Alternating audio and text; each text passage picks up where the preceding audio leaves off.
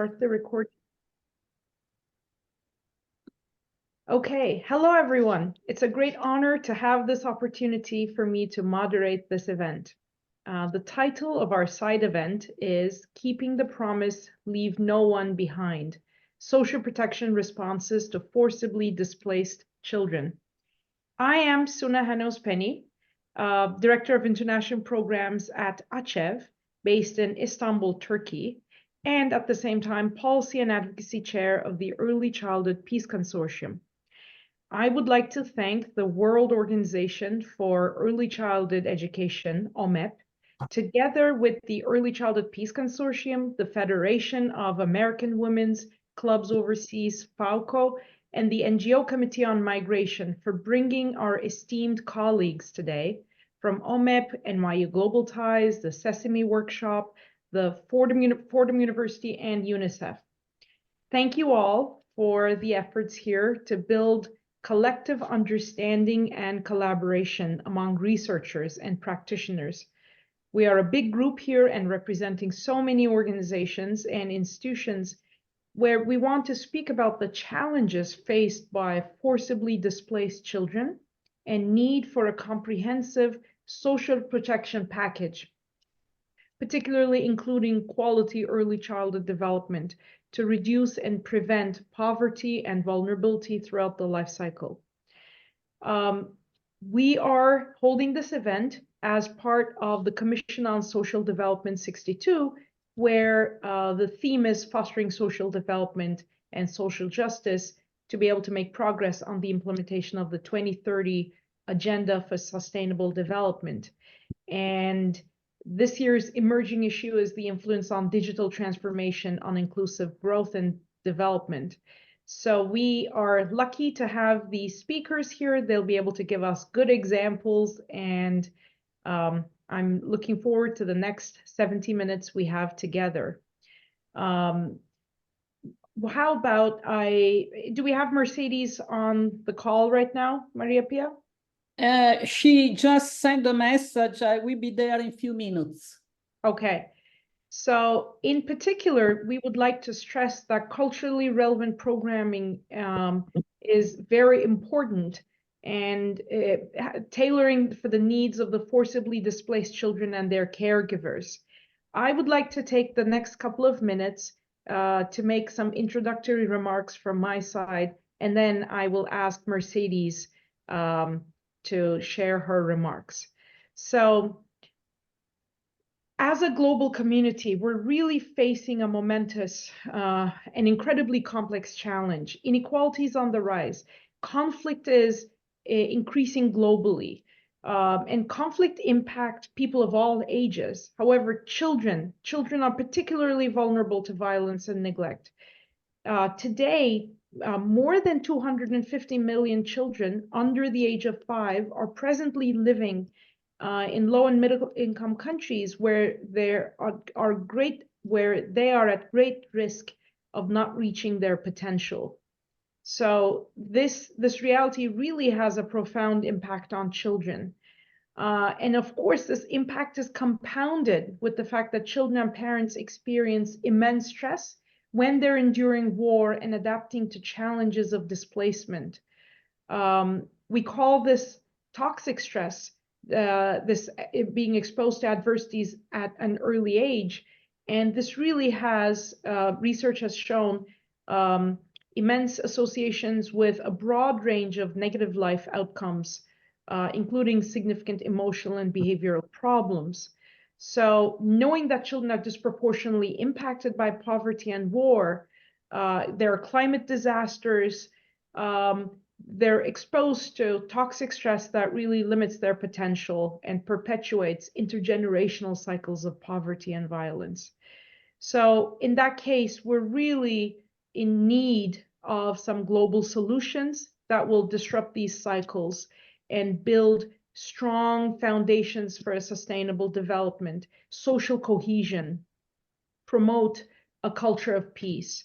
And we believe early childhood development has a significant role to play here, as early childhood is the most formative period of our lives. And intervening at this early stage it has a unique opportunity where it can be cost effective, it can have sustainable impact. But of course, to be able to do all this, we know that we have to come up with some package that is very strategic, a social protection package that is multi-level, not just focused on the child alone, but includes the whole ecosystem around the children. And how can we integrate technology into it? These are the questions, these are the issues we'll be discussing. It will be my pleasure to now introduce Mercedes. Maria Pia, do we have her on the call? I have no news. Okay, so then... she just joined. Excellent. She just joined, perfect. Okay, perfect. So I'd like to introduce you Mercedes Mayol Lassalle. She's the world president of OMEP since 2020, and she's an elected member of the coordination group of the collective consultation of NGOs on education. Nowadays, she's also a member of the board of Global Campaign for Education. At the same time, she's a professor on public policies in Argentina, Buenos Aires University. She was the head of cabinet of advisors of the Minister of Education and General Director for Early Childhood of the city of Buenos Aires. Before I introduce Mercedes, I'd just like to also say we have so many other representatives, country representatives of OMEP on this call. Thank you all for joining. It will be our pleasure to listen to Mercedes. Mercedes, the floor is yours. And sorry for the connection problems. Good afternoon from Buenos Aires, Argentina. And well, I am very grateful to be participating in this side event and sharing with colleagues who are very committed and working along so many years for the cause of children, as François Dolto said. The priority theme of this 60-second session of the Commission of Social Development is fostering social development and social justice through social policies to accelerate the progress of the implementation of SDGs, mainly overarching goal of poverty eradication. As we all know, education is the catalyst of the 2030 Agenda. And if we want to eradicate multiple forms of poverty, violence, and wars, and the uncertainty and risk that the technological and climate change is developing, building peaceful societies, just and egalitarian societies, one of the great tools will be definitely education. And OMEP has been working on some basic pillars: peace, human rights, the Sustainable Development Agenda, the certainty that education is a human right and a tool that enables the realization of other human rights.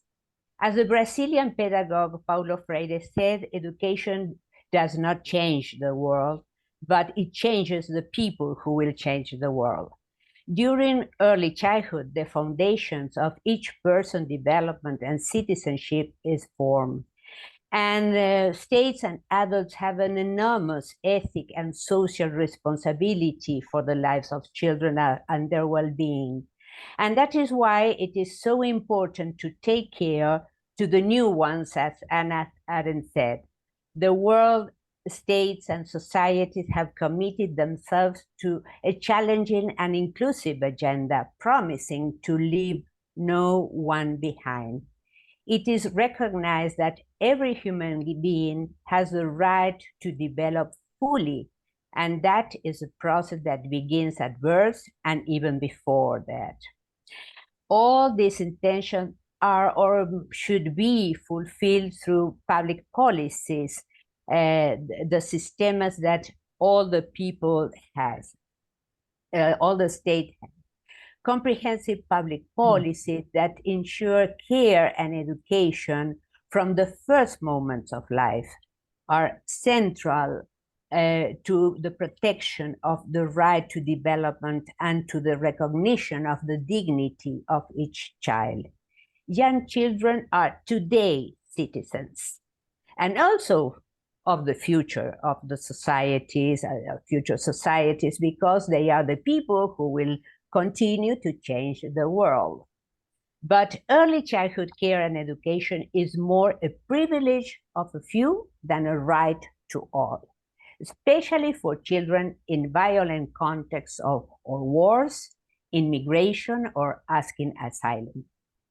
ECC public policies are unequal, fragmenting, and heterogeneous, and in order to transform it, we need to develop many changes as well as strengthen social awareness about their importance. Many years ago, OMEP pushed for the inclusion of early childhood education and care in the Sustainable Development Goals. And recently, we have been participating, pushing this in the Global Partnership Strategy for Early Childhood, the Transforming Education Summit, the second World Conference on Early Childhood Care and Education in Tashkent. And the Tashkent Declaration reinforced the importance of these early years and established that state and the international community and non-governmental stakeholders and the UN system has responsibilities, and they should commit with some special task. And one of the guiding principles and strategies of the Tashkent Declaration for transforming early childhood education and care is to enhance legal framework and policies. And that is why OMEP is proposing 5 key issues. Extend the right to education to the youngest one. We do not want to forget children from 0 to 3, guaranteeing the right to education of all the early childhood, also in families and community programs. Guarantee the offer of for free education in order to ensure inclusion and equity. Warrant adaptability and acceptability, articulating the right to education to the right of holistic development, play, and culture. Regulate ECCE to provided by non-state actors in order to ensure that young children's human rights are accomplished without discrimination, and reaffirm the protection of human rights that is a binding obligation of states. However, the mere legal recognition for young children's rights is insufficient to guarantee their effective observance and to transform children's reality. And since the Committee on the Rights of the Child had said that it is evident that the protection of rights requires a set of elements, expand programs and services, articulated governance, reliable information and independent monitoring, professional teams, specialized educators, solid budgets to fund policies, programs and services, and regulations, as I had said. So also a permanent political and social support and awareness of children's rights, because there is too many adult-based perspective and not child-based perspectives in the field. For this reason, between many other strategies, OMEP has proposed a United Nations Decade for Early Childhood Education and Care to guide and strengthen ECC public policies, a new legal framework to guarantee for free access to quality education for all, tax justice and tax systems to support state actions in protecting the right to education and care, and the development of a pedagogy considering human rights, peaceful coexistence, appreciation of cultural diversity, mother tongue, gender equality, play, sustainable development, and citizenship. Thank you. Thank you so much. This was perfect, and thank you so much for staying on time. Now, the next speaker will be Kate. Kate Schwartz is a senior research scientist. Sorry, I switched on my video. Kate Schwartz is a senior research scientist at NYU Global Ties for Children. Her research centers on how to increase child connection, development, and opportunity for children in under-resourced and conflict-affected settings through better supporting the adults in their lives. Kate also teaches graduate level courses within both the Applied Statistics and Applied Psychology programs at NYU Steinhardt School of Culture, Education, and Human Development. Thank you so much, Kate, for joining our side event. We're looking forward to listening to you. Thank you. Do we have the slides up? Great. Yep. Thank you all for joining us. I'm going to be talking about a wide range of recent work across two key collaborative initiatives that Global Ties for Children at NYU has been lucky enough to be the evaluation partner on, All on Simpson and Play to Learn. If you can go to the next slide.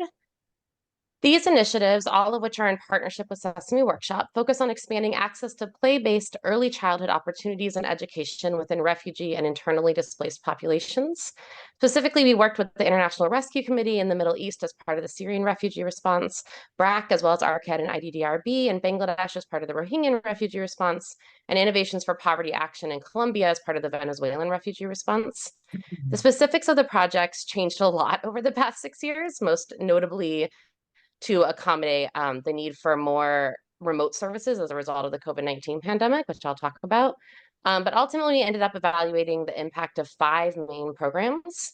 A remote phone-based parenting support program for parents and other caregivers of 0 to 3-year-olds in Jordan, a multimedia WhatsApp-based remote preschool program in Lebanon for 5 to 6-year-old children about to start primary school, a viewing of the best of Alan Simpson, a Sesame Workshop Arabic language television show targeting children's social emotional skills and knowledge within preschool classrooms in Jordan, a program consisting of WhatsApp delivered short watch, play, learn videos on math and social emotional skills for families with 3 to 5-year-olds in Colombia, and 5, the addition of a father-focused parenting support program to an existing mother-focused parenting model for parents of 0 to 2-year-olds in Bangladesh.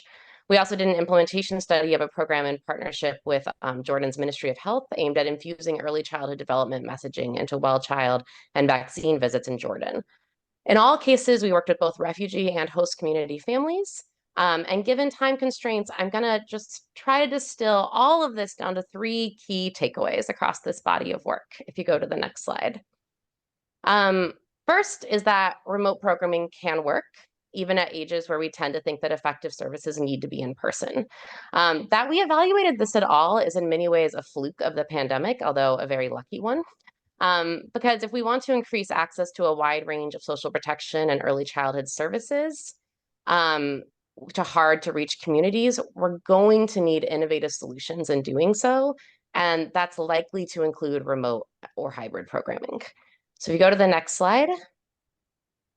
Our strongest evidence that remote models can work comes from our evaluation of the remote early learning program in Lebanon.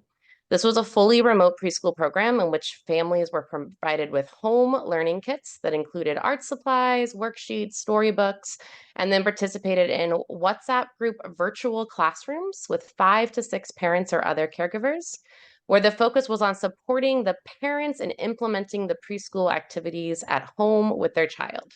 So this means the teachers ran the groups, were largely teaching the parents to then run the program activities with the children, which is not how we typically think of preschool. Parents were also sent links to multimedia learning materials. You can see some examples on the slide, and walked through specific activities to do with their children using these videos, or using learning materials from their kits, or using other common household items. And they were asked to send in pictures and videos of their children doing the activities back to the teachers.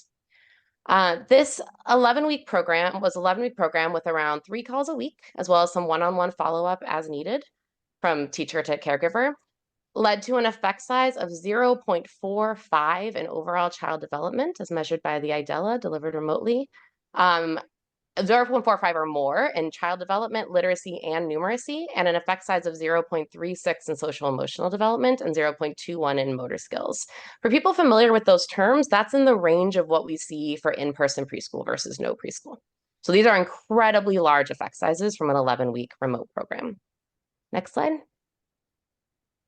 We also have evidence that mass media delivered remotely through WhatsApp in Colombia and in person in preschools in Jordan for these studies, but in many ways kind of an inherently remote delivery friendly intervention can increase expressive emotion identification skills and emotion situation knowledge, and some suggestive evidence that it could start to impact the emotion response strategies of children, like belly breathing or not having a aggressive response to emotion situations.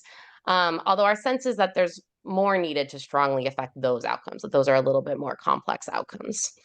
And while not the primary targeted outcome of our full audio-based parenting intervention in Jordan, we did find that we reduced caregiver depressive symptoms in that study for caregivers who we observed as having comfortable, non-judgmental rapport with the community health volunteer making the calls. So that caveat brings me to our next slide, which I'm going to slightly amend our first key point. So remote programming delivered in ways that support key relationships and build trust can work, even for young children. Across all of our studies, the importance of relationships and trust was key, whether this was in-person trust of one's midwife or nurse providing the child development advice, or remote trust of and connection with the WhatsApp-based teachers or the community health volunteers who were calling in Jordan. So the potentially impersonal nature of remote programming raises the concern that this critical element of relationships and trust could be lost. So I just wanted to center that here as we talk about the possibility of remote programming, that in much the same way that we should always make sure our work is community-based and driven and responding to community-identified needs, we also need to remember that we can't ever take the relationships and the trust out of this work if we want to change what children are experiencing. Next slide. Our second key takeaway, especially in thinking about the potential of remote programming and technology, is to not underestimate the challenges of such approaches.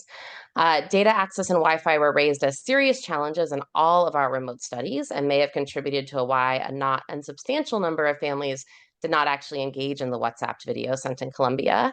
In Lebanon, families told us about climbing to their roofs to get signal, charging smartphones at the neighbors, using their own limited resources to buy additional data above and beyond what we provided so that children could keep viewing the videos, and much, much more. So I think a next step of this work will be to continue to innovate and adapt more creatively to address access and technology barriers for families working so that remote and hybrid programming really can be accessible for all families.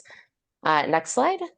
And finally, I think this body of work highlights the critical importance of paying attention to community and family needs and where the gaps in service provision are. So one of the reasons I think the remote early learning program was so effective was because it was provided in areas with no in-person preschool options where parents had a really strong desire to give their children educational opportunities.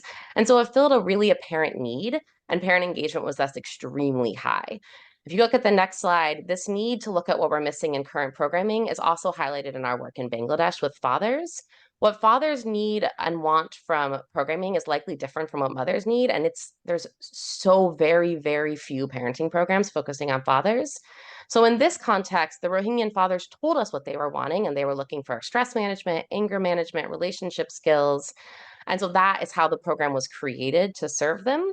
And what we found was that we increased both father and mother report of how well the fathers engaged with their children and with the mothers. And in the camps where the father reported impacts were the highest, and the Rohingyan camps was where the program was created. It was then extended to the host community. In the camps, the fathers also reported a really large reduction in the use of harsh and physical discipline with their child. Next and last slide. So indeed, all of our most successful programming filled really clear gaps. No preschool options in Lebanon, low social emotional content in existing preschools in Colombia and Jordan, no father-focusing programs in Bangladesh, or really in very many places.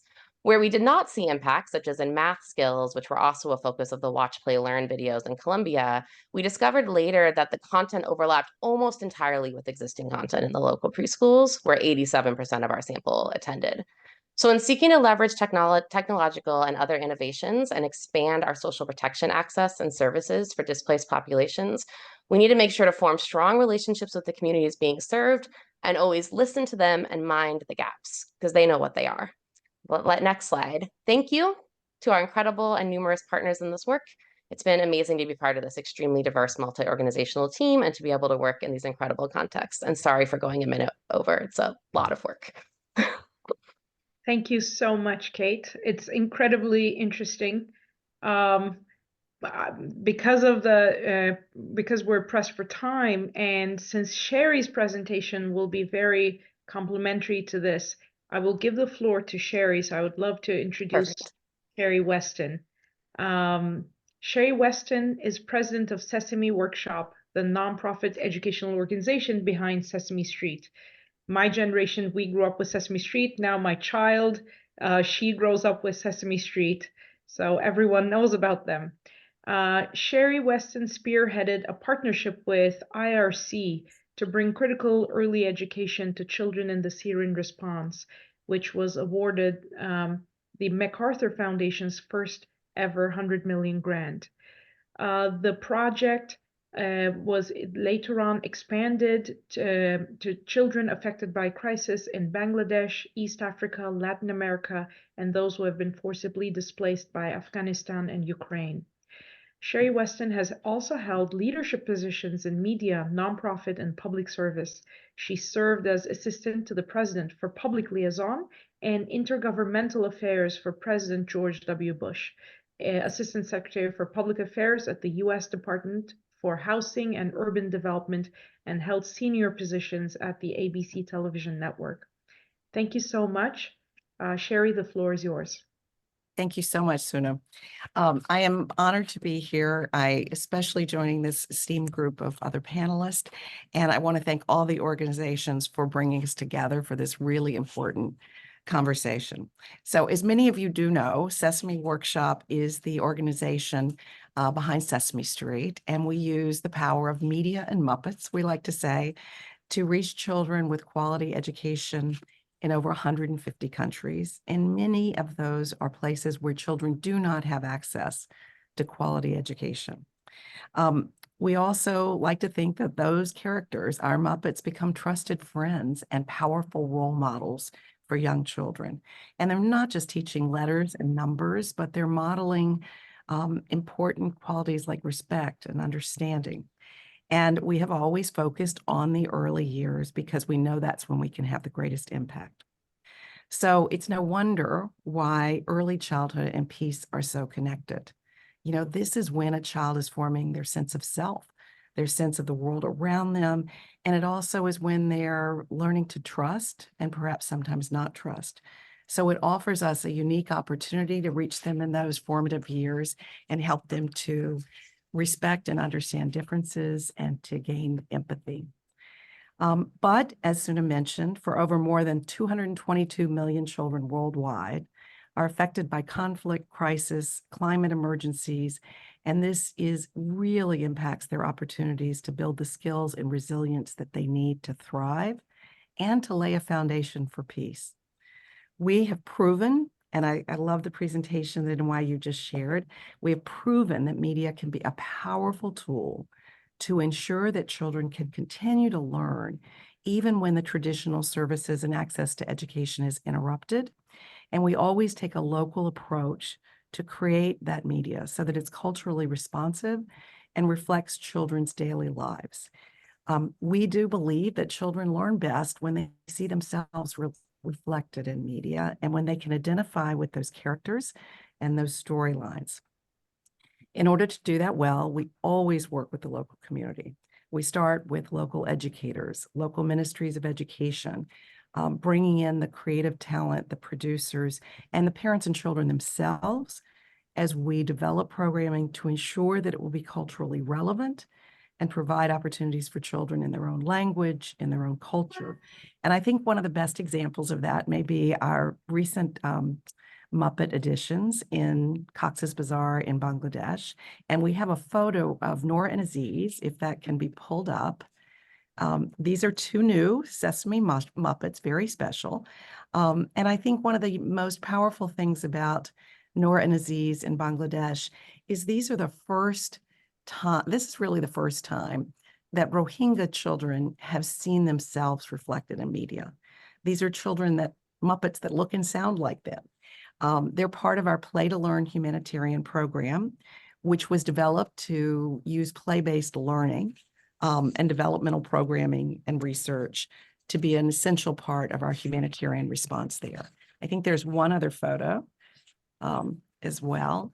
But in creating these characters, we conducted extensive research, as we always do, which led to their design. Working with Rohingya children, I remember being in the camp, meeting with fathers and talking to the parents, and so that we could make sure that these characters reflected the Rohingya culture.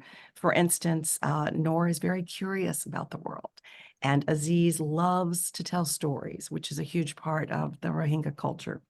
And we even found now that while before Noor and Aziz, Elmo was their favorite character, Noor and Aziz are now Rohingya children's very favorite character, which I think speaks to the power of localization. So we know how valuable culturally relevant educational content is, and we know that regardless of geography, what children need who are affected by conflict and crisis is really the same developmentally, but the context in which we reach them is very different, and the tools which we will use are different because there's different access, high tech, low tech.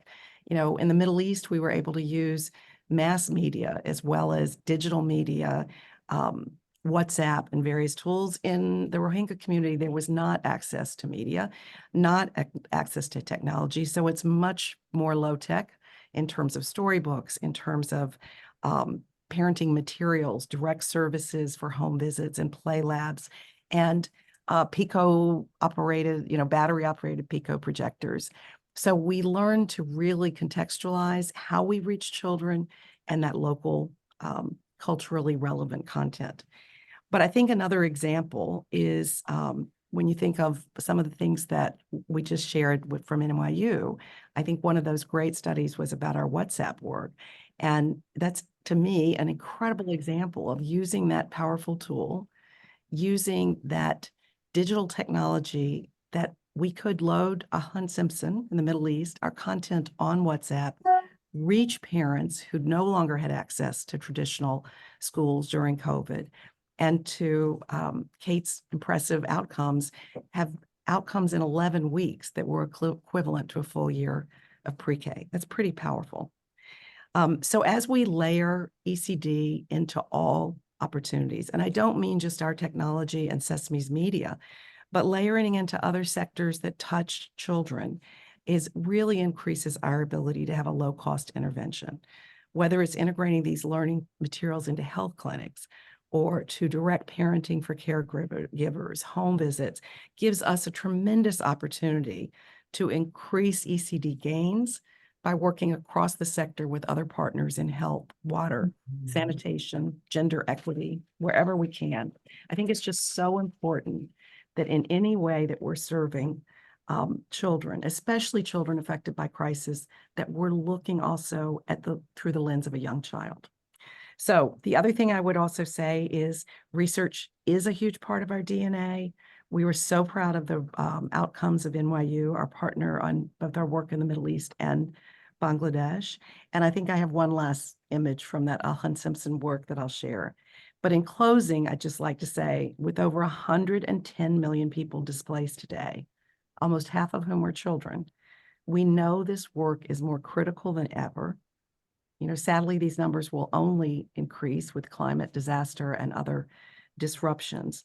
But we know if we can reach children in the critical early years, we can help build the foundation they need and give them the chance to rebuild society, which is the best investment we could make in a more peaceful society for all. So thank you. Thank you, Sherry. That was fantastic. We'll go to Marciana, and then we'll listen to Divya's remarks, and then I'm sure everyone has so many questions to all the speakers.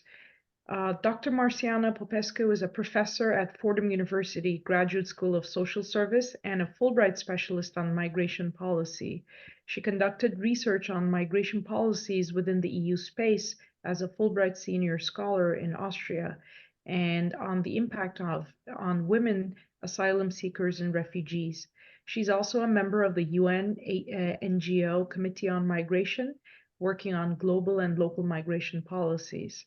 At the same time, Dr. Popescu is the co-director of the Her Migrant Hub project, a community-based initiative focusing on increasing access and utilization of health and mental health care services for women asylum seekers in New York City. Without further ado, Marciana, we're listening to you. Thank you. Thank you so much. Thank you for inviting me. Very happy to be here. A little bit sad because I will kind of like bring a few more grim facts to the conversation. But I'd like to start by saying that, going back to what Kate said, trust and relationships do really matter. And unfortunately, trust and relationships are lost when children are forcibly displaced. So those are the things that we need to keep focusing on. How do we build trust and relationships, right? So if we go back to 2015, Alan Kurdi, a 2-year-old, was washed ashore the Mediterranean Sea. And we found out his name through his death. He was not invisible anymore. And it created a huge public reaction. Unfortunately, it was short-lived. In 2016, I visited a refugee camp in Greece, and I was talking with a girl there, 16-year-old at the time, and she was saying very frustrated about the attempts of the volunteers to always have children focusing on what do they dream to be. She expressed her frustration by saying, "We are nothing but refugees. That's all we are. That's all we'll ever be." Generations of children that are facing this reality. 2024, New York City. We are dealing with an increasing number of migrant families that end up in New York City or in the New York metropolitan area. They are bused here. More recently, they are coming by trains. They have children.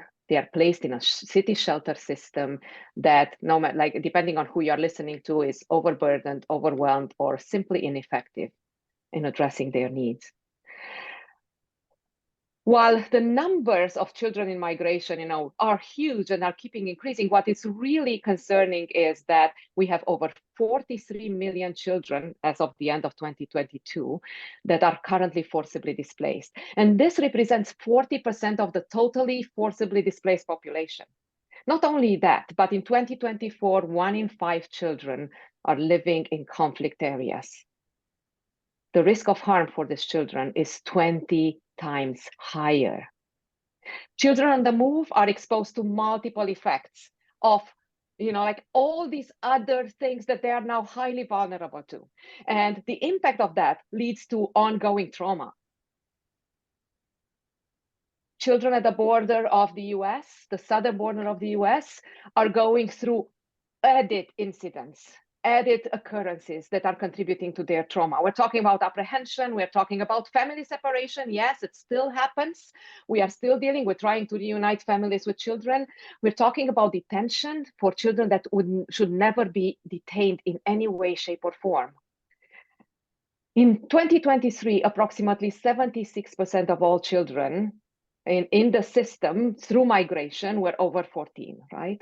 But what we are seeing is that these numbers tend to now go lower, right? As of February 1, 2024, we had over 8,000 unaccompanied children in HHS custody. They are staying there for a limited time, some might say, but it could be anywhere between a few days, which is miraculous, to over a month, time in which their access to education, we talked here about such beautiful things as early education, using WhatsApp, bringing in toys, things that should not be too expensive, are not too expensive, are not too hard to use, and yet this population is completely deprived of any such resources. As we're looking at what happens in New York City currently, because this is where most of my work is focusing right now, in September 2023, we had 20,000 migrant children enrolled in New York City public schools, and most of them were residing in New York City shelter systems. Which means what? They have a home that is not a home. It doesn't feel like home. They don't spend much time there. Not only that, but through the new provisions, they are moved, they are displaced, their forced migration journeys continue. And through that, they are dealing with losses and challenges. Their losses amount all the way to the loss of childhood, way too early and with massive effects. Their challenges, these are just a few. Besides being invisible, It shouldn't take the death of a child to know their names. They are bullied in school. They are neglected in school. They become responsible for their families because they do have some limited but more access to language and understanding how to navigate the system than their parents. And thus, in the process, we have a lost generation of children or multiple lost generations of children. So what are our current challenges right now? What we are looking at through Her Migrant Hub is trying to understand, what are these challenges? What can we do? Where are the resources and what policy efforts do we need to all engage in? So the current challenge is first the limited availability of the Department of Education liaisons on site at shelters. Not only that, I just found out recently that there was a contract signed between the city and Westchester County, to place people in the Westchester County to relocate them here. But there was a caveat that children have to be below school age, because somehow we do not have capacity to integrate children in the Westchester schools. I live in Westchester. I dare challenge that assumption. There are long wait for appointments, conflicting information, language barriers, families waiting for hours with children as young as a few months with no toys and nothing to entertain them. That's a fact that is happening right now in New York City, one of the richest cities in the world. Not all students are positioned geographically in shelters to attend schools with multilingual resources. And I want to add another thing here. Most of the shelters do not provide hot meals. I don't want to go any further because we know what this does to the well-being of children. The most recent 30 to 60-day notice for shelter stays actually leads, not can lead, that's mistake of mine there. It leads to mid-school year transfers. It led to mid-school year transfers and disruption in education, but not only that. Disruption in the life of children that finally found some safety, some sort of a home environment in their schools, and now they had to move. And I'm almost done. So what can we do? We need to advocate together, come together. Like we are talking about global issues, but we are, also part of the global sphere here in New York City. How can we advocate to revoke these 30 and 60-day notices that limit the right to shelter and disrupt children's lives? Increase access, to pre-K and early childhood education. I love the work that was done, in the Middle East, the work that Kate talked about, the work that Sherry talked about. How can we bring such initiatives locally? How can we build such an initiative if they exist already, because some exist, and bring them to scale? So children here would have access to some education. We need to change the narrative, and we need to promote a child-centered migration policy that really focuses on the best interest of the child. This is how we will finally advance the objectives of the Global Compacts. And hopefully we'll make sure that all children have an access to early education, have an access to education, have an access to childhood. Thank you very much. Thank you, Marciana. I know you have to head to your university class right now. So we'll be going next with Divya. Divya Latta, unfortunately, was not able to join us online on the side event right now, but she graciously sent her pre-recording video so we can listen to it. Let me introduce Divya Latta. She leads the Global Early Childhood Education Program at UNICEF headquarters. Prior to this, working in senior technical and strategic advisory roles in leading international organizations, Divya has advanced child-focused policies and programs in diverse contexts in Asia, Africa, the Middle East, and Eastern and Southern Europe. Deeply committed to disability rights, she has a deep interest in advancing early childhood intervention systems for supporting children at risk for disabling conditions. Liana, will you be able to share, sorry, Jane, will you be able to share Divya's recording?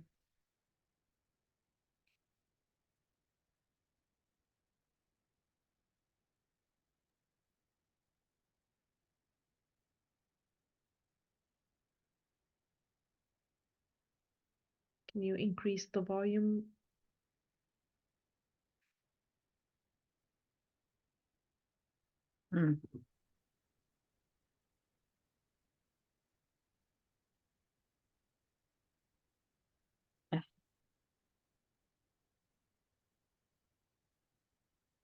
I don't know why this isn't working. Let me do it on my end. Okay. Okay, I'll share my screen.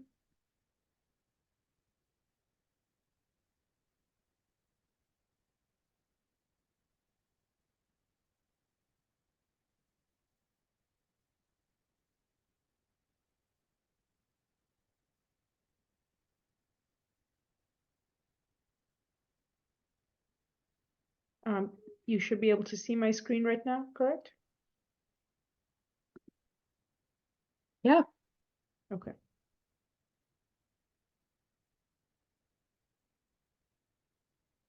Greetings, and thank you for this opportunity to discuss a very important question. Indeed, attitudes towards gender roles, outdated social norms, and stereotypes can significantly impact boys and girls in various ways, limiting opportunities for development and increasing exposure to discrimination and violence, and the profound psychosocial impact these experiences can have on the overall well-being, self-esteem, and identity of the child. Children facing forcible displacement, natural disasters, health emergencies, and other humanitarian situations are especially vulnerable. Amid crises, there is often a tendency to reinforce traditional gender norms as a perceived source of stability, disproportionately affecting women and girls. In the Ukraine war, while many men conscripted, the risk of armed conflict and physical harm led many women and children to leave the country in large numbers, leaving families splintered and forcing women to navigate new societies, norms, and education systems, while also seeking economic security to fend for their children. Disruptions caused by the COVID pandemic have been known to escalate domestic violence, sexual abuse, early marriage, and teenage pregnancies because of poor coping strategies. It is noteworthy that although girls are mostly at a disadvantage when decisions about allocation of scarce resources and limited opportunities are being made, gender stereotypes can be equally detrimental for boys. For example, while girls may be at higher risk of early marriage, human trafficking, and other forms of exploitation, boys could face pressures to conform to traditional notions of masculinity, affecting their mental health and well-being. Girls are often discouraged from pursuing academic interests, especially in science and math, while boys face resistance in taking up traditionally feminine subjects. In either case, these practices not only limit the development of a diverse set of skills in both boys and girls, but in fact shape gender identities, expectations, and aspirations that go on to have a profound impact on the life choices, outcomes, and inequities faced by girls and boys. Children begin to understand gender-related expectations within the first few years of life and can imbibe well-formed notions around stereotypic roles and capabilities of girls and boys by age 6. Parents are typically primary agents of gender socialization and may consciously or unconsciously transfer gendered behaviors and expectations to their children. In organized learning settings, despite global gender parity in access to pre-primary education, gender biases and stereotypes are frequently reproduced in teacher-student interactions, play, pre-primary education curricula, and teaching and learning materials. It is important to deconstruct these biases and stereotypes from a young age, and early childhood programs can play an important role in this regard. Let me share a few examples and strategies from countries who have addressed the issue in a significant way. Taking a comprehensive approach, Vietnam, as one of the few countries with enrollment of over 92% in pre-primary education with gender parity, has pursued measures around curriculum review, teacher training, and parent engagement, supported by sustained policy commitments to build a more gender transformative ECE system. Adopting a gender-responsive pedagogy developed by the international nonprofit organization VVOB and the Forum for African Women Educationalists, FAWE, South Africa, Vietnam, and Zambia promoted practical instruments to enable teachers and school leaders to reflect on their own gender biases and beliefs when interacting with children, with transformative results. Early childhood programs that adopt gender-sensitive materials to depict men and women in diverse roles can also go a long way in laying the foundations of empowered gender identities among young learners. It is also well known that children learn best when from what they observe around them. Pre-primary education can help create the conditions and environment for positive gender socialization of children through parents, practices, and beliefs and knowledge. Strategies to enable fathers and mothers equal involvement in caregiving, play, and learning activities are crucial to build strong and gender-responsive family preschool relationships. The Accelerated School Readiness Program in Mozambique supported parent-to-parent education sessions incorporating discussions on household decision-making processes to promote more equal roles among fathers and mothers. In Sweden, preschool teachers reported implementing strategies to engage fathers and mothers equally in supporting the child, calling both parents when a child is sick, raising issues with either parent who is present at the school instead of only reaching out to the mother. Pre-primary education itself is a highly feminized subsector. More than 90% of pre-primary teachers globally are female. This not only limits the ability of learning environments to counteract traditional gender roles, but also perpetuates lower salaries and benefits for the workforce.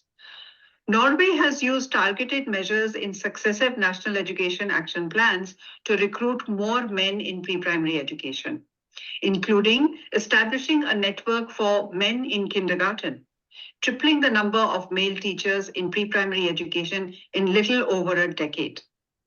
With a view to improving employment conditions and professionalization of pre-primary workforce on a system-wide scale, the Ecuadorian government rolled out training for community childcare workers, enabling them to obtain a technical degree and become eligible to receive the minimum wage and full social security benefits, thereby enabling them to earn a proper wage while also maintaining quality of education services. Finally, early childhood programs that are designed to support primary caregivers, foster their well-being and economic empowerment, support gender equality in a large way. Given the large number of single Ukrainian mothers and young children displaced by war, play and learning hubs established to fill critical gaps in services for young children have also been used to relieve mothers and caregivers' stress and to free up their time to seek immediate and urgent social supports while their children could access early learning and care in organized settings with trained and trusted facilitators. Chile has invested in significant expansion of formal early childhood education services, adjusting service modalities to provide full-time and extended care according to the needs of working mothers. In another example, using public-private partnerships, the Malaysian government proposed tax incentives for employers that established workplace-based childcare facilities as a measure to encourage women's participation in the labor market. Inspired by these and other examples, UNICEF is pursuing evidence-based strategies for tackling gender inequality from the early years, developing effective gender transformative strategies across 5 key components of ECE systems, namely policy and planning, curriculum and pedagogy, workforce development, engagement of parents, families, and communities, and the development of quality benchmarks and standards. There is an urgent need to proactively and explicitly incorporate gender responsiveness into the design and implementation of early childhood services and boldly promote gender transformative strategies within a system-wide perspective. Thank you very much and have a good rest of the discussion. Thank you.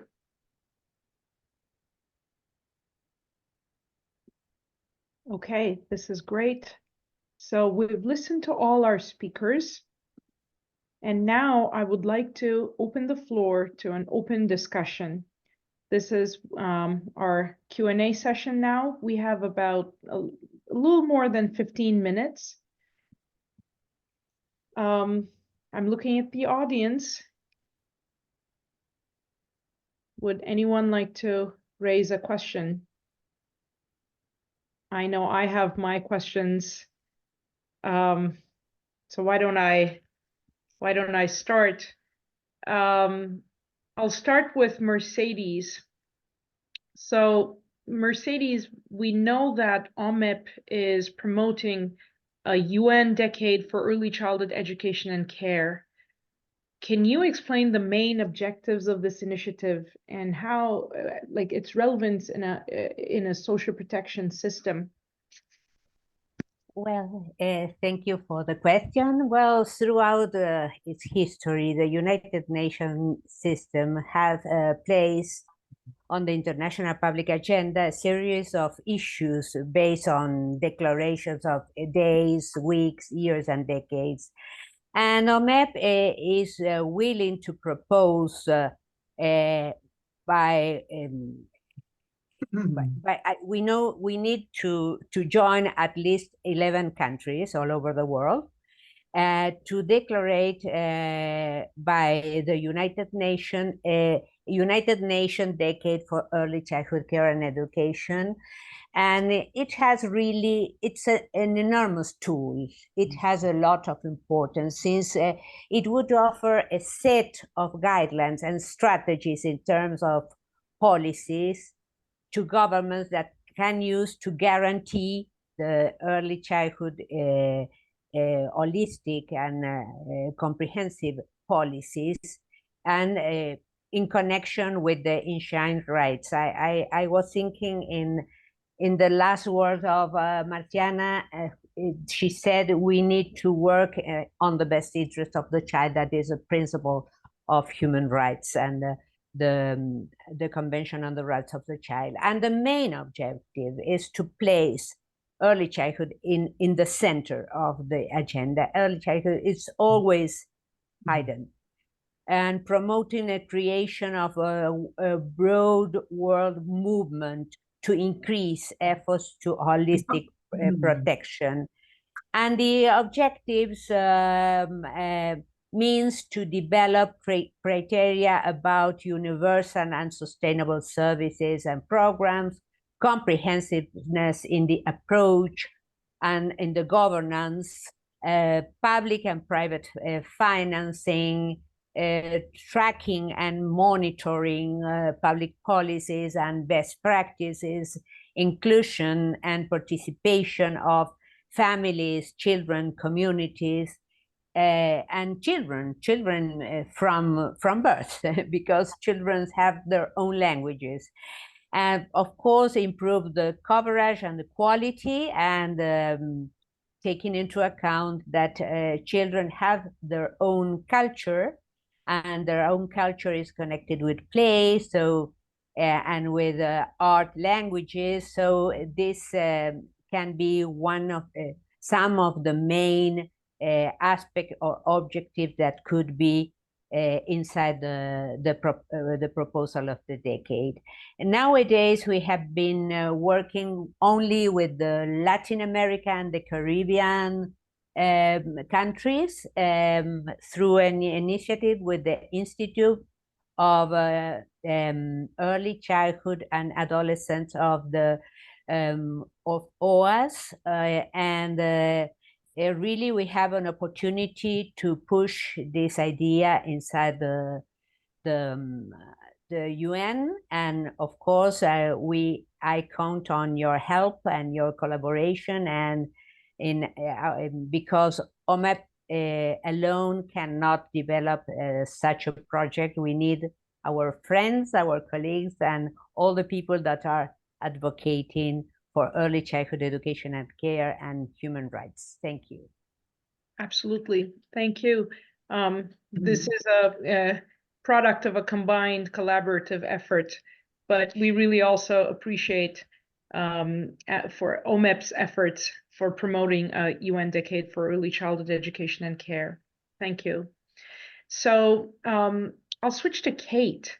Kate, you shared the key findings of your program research, and tell us a little bit more about what families do we think these programs are likely to work or not work for.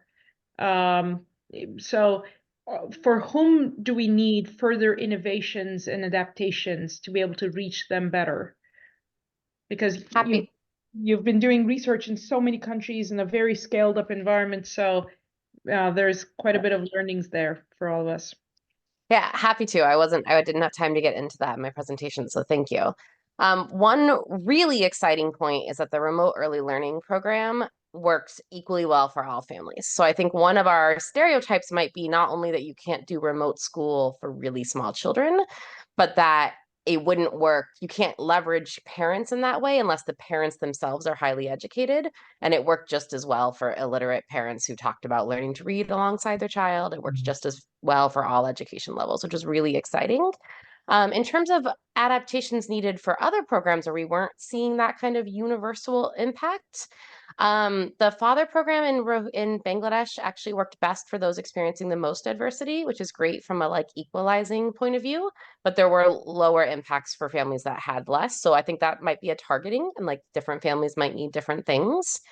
And the WhatsApp videos is an interesting one because we had everything from families who reported getting the new video and watching it and then scrolling back through all of the existing videos in the thread and watching all of them and are showing hundreds of hours, to hundreds of families out of 900 who never opened a single video. And so I do think there's a lot more to learn about who is opening and viewing those videos and who's not, and what some of the barriers are. And we collected a fair amount of data on that. We're still looking at that implementation data. So by May, I will have a full draft of a implementation paper all focused on which caregivers do and do not open and watch videos and what we think we can learn from that. But I do think there's a lot to understand. We talk about things like WhatsApping videos as being inherently scalable, and they're inherently scalable if all families will open them. But if there's a type of family that's not likely to open them, then we need to understand how to best serve those families. Thank you. So implementation research, we're grateful to that because it'll give us all information about what works and what needs to be still modified. Suna, may I add one point to Kate's excellent answer? One of the things that I think, or at least, I'd love to say that the entire reason the outcomes were so great from the remote learning program is because it was Sesame's amazing content. But, if you think about the fact that in 11 weeks, the outcomes were the equivalent of a full year of in-person preschool.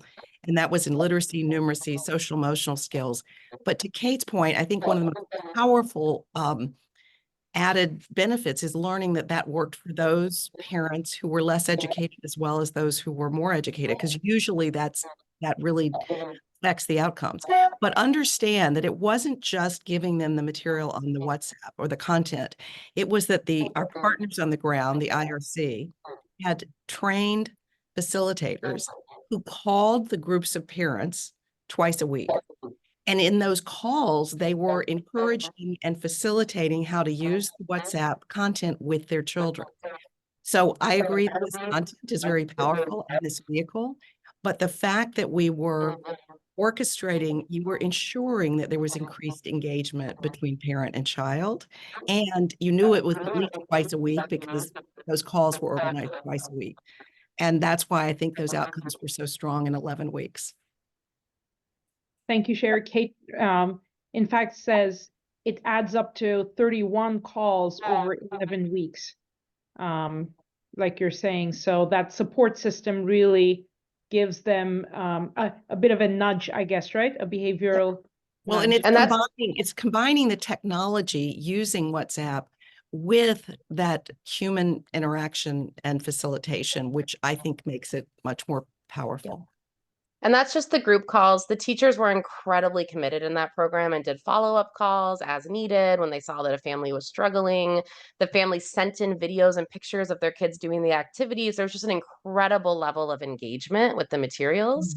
And it was some multimedia and some in-person stuff with the art supplies that were delivered and some recommendations on how to make Play-Doh with flour that was already in your house. And it was really an incredible range. We have a qualitative paper on that I can share with people if they're interested, in addition to the impact paper, where it's the quotes from teachers and caregivers are just really incredible to like understand the degree of commitment by all participants and like how much they did in this program, which helps explain the 11 weeks having the impacts it did.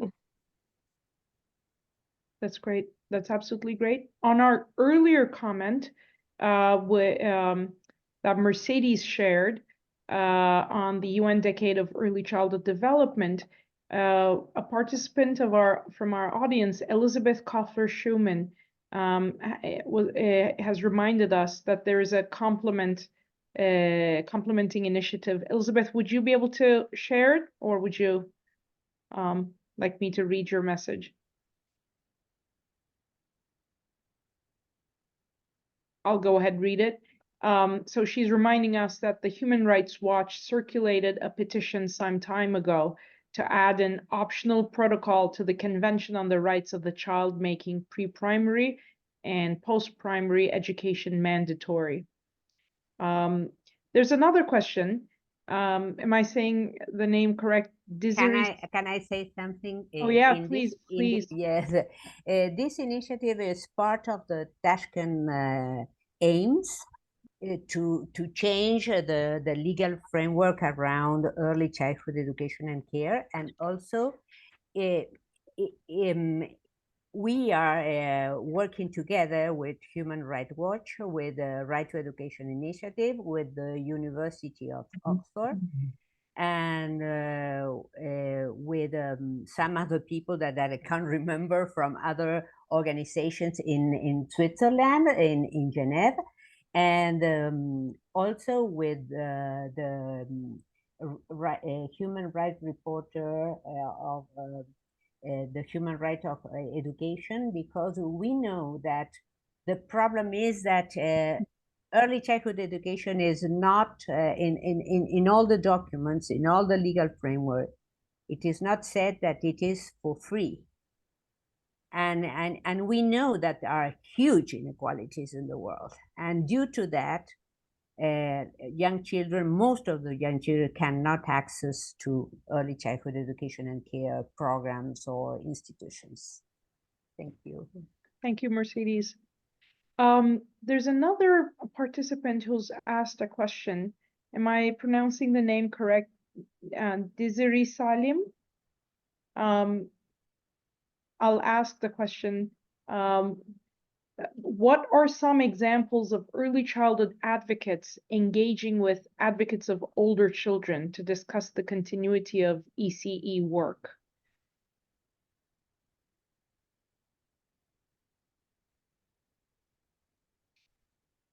I gave some answers in the chat, although I think there's much more that could be said. Do you want to just say a few? It's probably perhaps easier for everyone to hear it. Sure. Well, I was saying, so Sharon Wolf did some really great work with early childhood education teachers in Ghana, and then has followed up the study through, I think, 5th grade now. So some of that might speak to it. I'd have to think of the specific. There's a lot of papers in that body of work. But overall, I think this is something we need more of, especially because I think what happens often when we're talking a lot in our work about the power of play is that play just abruptly disappears in primary school, even though actually play is still really important in 1st and 2nd and 3rd, and I would argue all the grades. I would argue adults could use a little bit more play. But also that the IRC has been working in Iraq to train 1st grade teachers for the 1st month of school on early childhood education principles and play-based principles in order to like ease that transition and infuse more play-based curriculum into 1st grade. So not an impact evaluation there, but some really interesting implementation work that we kind of worked with them on a little bit, but is primarily their work. Perfect. Thank you, Kate. I'm aware of time. We have 2 minutes left. And just before, I'd like to ask Sherry a quick question. Since I'm also representing the Early Childhood Peace Consortium here, can you tell us a little bit about Sesame's work around social cohesion? And of course, the climate emergencies are driving more and more forced displacements. How is Sesame thinking about this issue? If you can give your thoughts on these. Sorry, I'm coming back on camera. I'd be happy to. I mean, excuse me, I was coughing before, which is why I went off. In terms of social cohesion, I would say, and I'm mindful of how little time we have, but you know, when we create content to reach children who've been affected by conflict or crisis, our immediate curriculum is focused on social and emotional well-being, building resilience, overcoming trauma, et cetera. We're also able to fill the void in terms of basic learning because there's often a disrupted access to education. But as those conflicts or displacements are protracted, that's when we really start to add more content around social cohesion.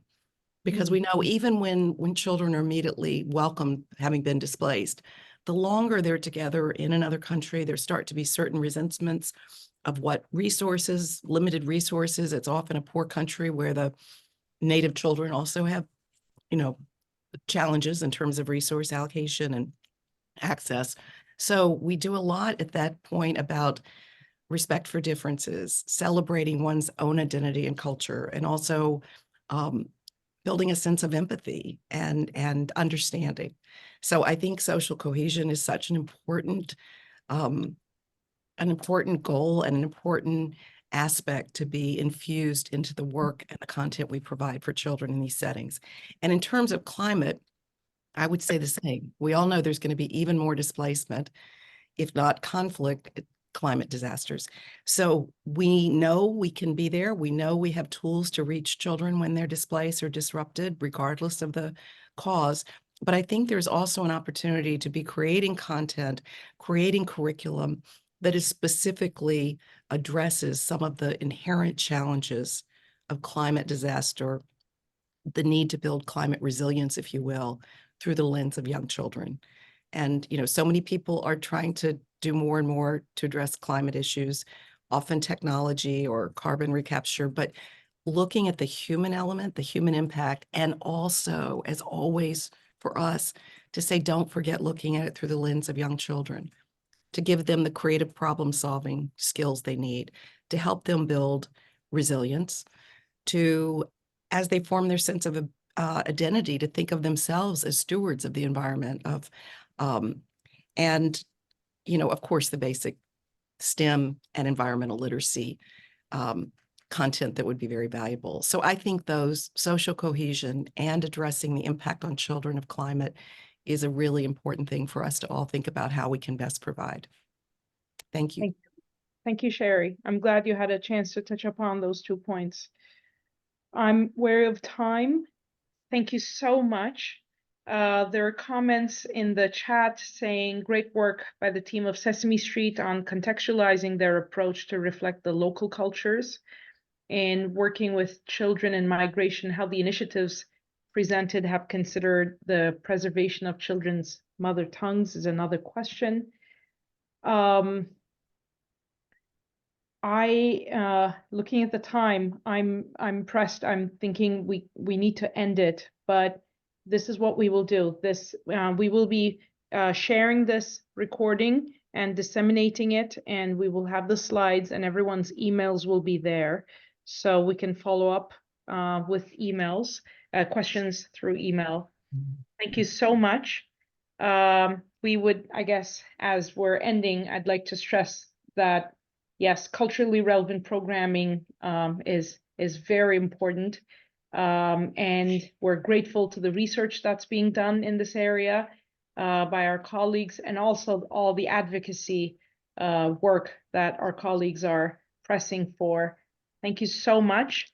I will be ending the session here. Thank you. Thank you very much. Thank you. Bye-bye. Thank you. Thank you. Bye-bye. Bye-bye. Thank you.